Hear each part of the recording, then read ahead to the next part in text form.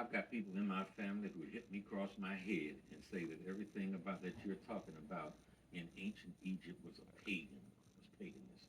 Well, all pagan means is someone whose belief is other than your own. Hmm. So in that context, to a Christian, a Muslim is pagan. To a Jew, a Christian is pagan. And if we think about this in that larger context, the Jewish people were responsible for giving us the Torah, first five books of Moses, the Old Testament, and then the New Testament was built on that foundation. Well, no one really questions the fact that uh, within the Jewish faith, they don't acknowledge Jesus as a Messiah. But no one questions them on that or challenges them on that because they are the chosen people. But what most people don't really understand is that the knowledge that is inherent within, much of the knowledge that is inherent within the Jewish tradition comes straight out of the Nile Valley.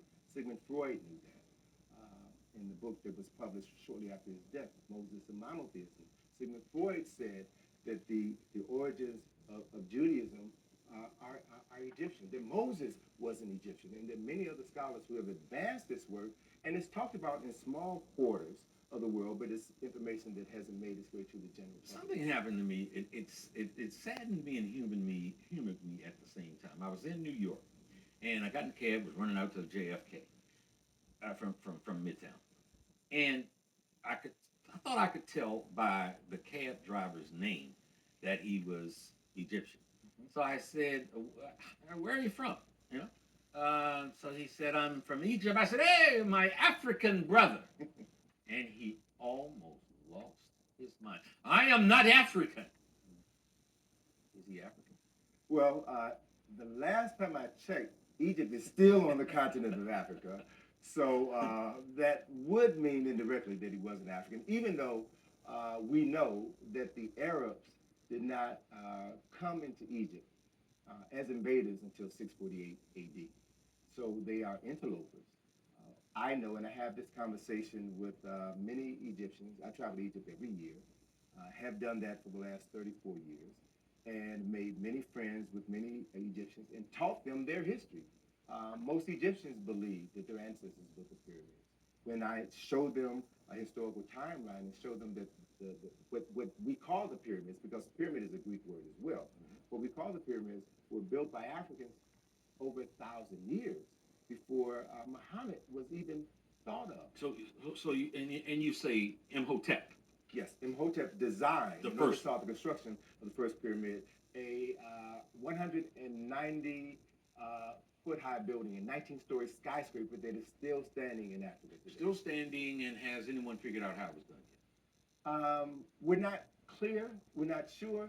Now we can begin to figure out how that structure was built, but it's the three main pyramids at Giza Plateau that has kept the world wondering.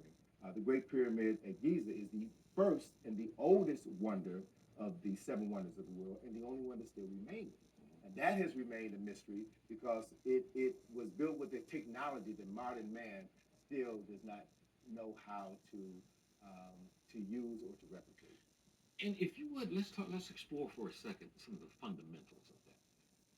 There were stone blocks weighing 20 tons. There are five stone blocks above what's known as the King's Chamber that weigh around 20 tons, more than a railroad locomotive. But the majority of the blocks, which comprise the main pyramid of Khufu, are weigh on average about 2.5 tons. Mm-hmm. So you're talking about over 3 million stone blocks, which weigh an average of 2.5 tons each, that were built to a height of 480 feet, that are 2.5 blocks wide by 2.5 blocks wide by 2.5 blocks wide by 2.5 blocks wide. The structure contains enough stone blocks to make approximately 30 Empire State Buildings. So we can say beyond a shadow of a doubt that they were not built by slave labor, and definitely were not built by Jews, because Abraham, the first Jew, was not even born at the time that these buildings were constructed. We know the name of the architect who designed it, and we also know where the builders, the engineers who have constructed this structure, are buried right nearby.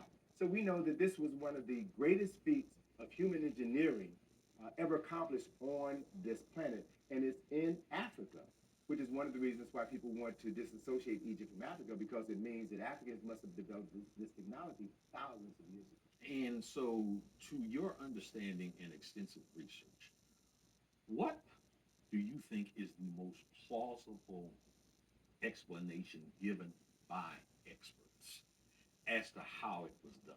They don't know. Or is it just flat straight mystery? They don't know. No, we're talking.